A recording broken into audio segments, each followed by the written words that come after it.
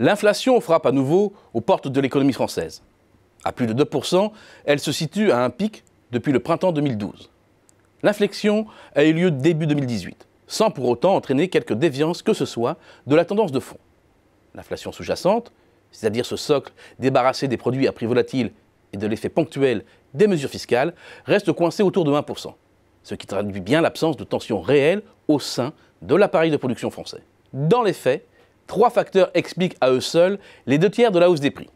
Dans l'ordre, le pétrole, la fiscalité et la météo.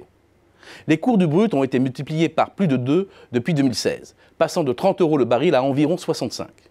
Une envolée spectaculaire qui a fait dévier la trajectoire des prix des produits pétroliers, en hausse de près de 22% sur un an, entraînant, c'est mécanique, un bond de 13% des prix de l'énergie. Compte tenu de son poids dans le panier moyen d'un Français, la contribution de l'énergie au taux d'inflation global est de 1 point. C'est près de la moitié. Si l'inflation actuelle est due en grande partie au phénomène mondial d'augmentation des cours du pétrole, le gouvernement n'y est pas pour rien non plus. Parmi les responsables de la hausse générale des prix figure en bonne position l'alourdissement de la fiscalité sur les carburants et le tabac.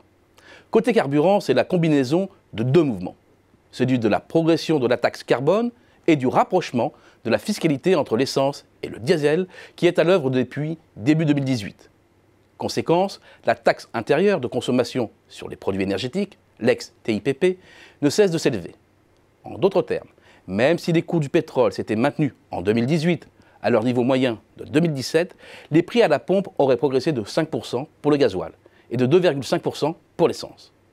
Compte tenu de l'alourdissement sans précédent à venir de la fiscalité pesant sur les carburants, principalement le gasoil d'ici 2022, l'impact inflationniste de la fiscalité sur les carburants va se poursuivre ces prochaines années.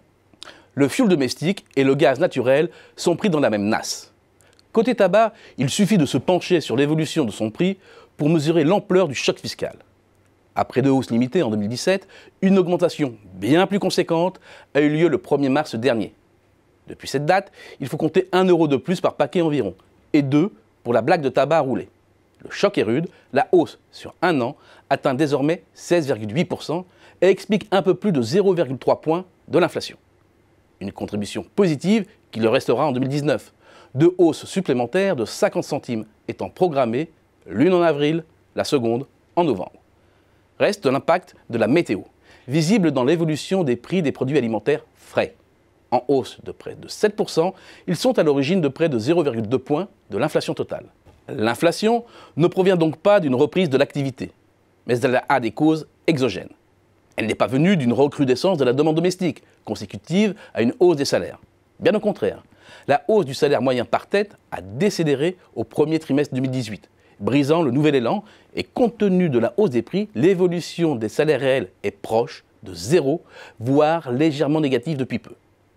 Les Français vont donc être tentés de faire des économies là où ils peuvent, ce qui va avoir pour effet de tirer les prix vers le bas. En fait, c'est une inflation qui va se désintégrer en partie elle-même. En attendant, même si le retour de l'inflation est trompeur, il complique l'équation budgétaire des ménages comme des entreprises, ce qui n'est assurément pas un bon signal pour l'économie française.